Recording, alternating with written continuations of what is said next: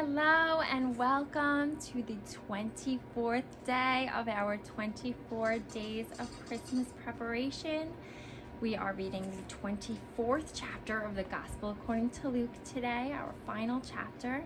Thank you for joining with us during this journey of Jesus' birth, his life, and his resurrection, which is what we're reading today.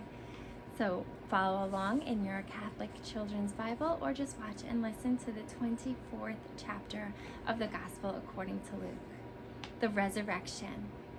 Very early on Sunday morning, the women went to the tomb, carrying the spices they had prepared. They found the stone rolled away from the entrance to the tomb.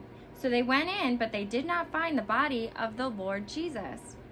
They stood there puzzled about this, when suddenly 2 men in bright shining clothes stood by them.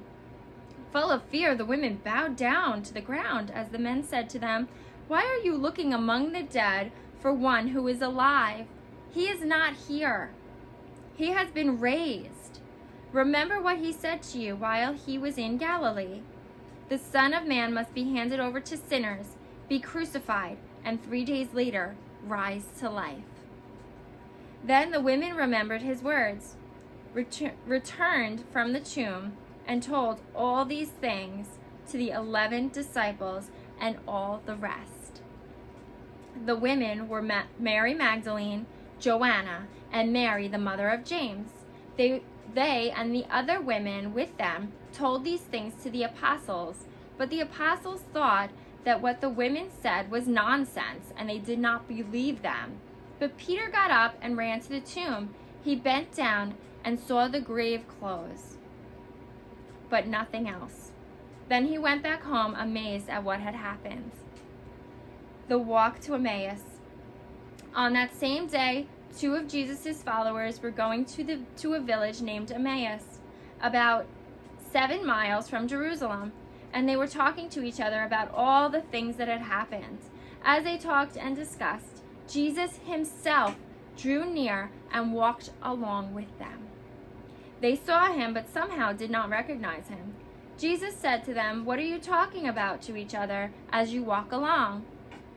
They stood still with sad faces. One of them, named Cleopas, asked him, "Are you the only visitor in Jerusalem who doesn't know the things that have been happening there these last few days?" "What things?" he asked. "The things that happened to Jesus of Nazareth," they answered. "This man was a prophet and was considered by God and by all the people to be powerful in everything he said and did. Our chief priests and rulers handed him over to be sentenced to death, and he was crucified. And we had hoped that he would be the one who was going to set Israel free. Besides all that, this is now the 3rd day since it happened. Some of the women in our group surprised us. They went at dawn to the tomb, but could not find his body. They came back saying they had seen a vision of angels who told them that he is alive. Some of our group went to the tomb and found it exactly as the women had said, but they did not see him." Then Jesus said to them, "How foolish you are! How slow you are to believe everything the prophets said! Was it not necessary for the Messiah to suffer these things and then to enter his glory?" And Jesus explained to them what was said about himself in all the scriptures, beginning with the books of Moses and the writings of all the prophets. As they came near the village to which they were going, Jesus acted as if he was going farther, but they held him back, saying, "Stay with us. The day is almost over, and it is getting dark." So he went in to stay with them. He sat down to eat with them, took the bread and said the blessing. Then he broke the bread and gave it to them.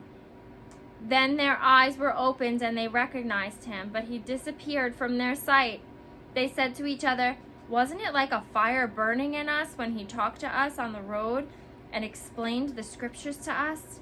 They got up at once and went back to Jerusalem, where they found the 11 disciples gathered together with the others, and saying, "The Lord is risen indeed. He has appeared to Simon." The 2 then explained to them what had happened on the road and how they had recognized the Lord when he broke the bread. Jesus appears to his disciples. While the two were telling them this, suddenly the Lord himself stood among them and said to them, "Peace be with you." They were terrified, thinking that they were seeing a ghost. But he said to them, "Why are you alarmed? Why are these doubts coming up in your minds?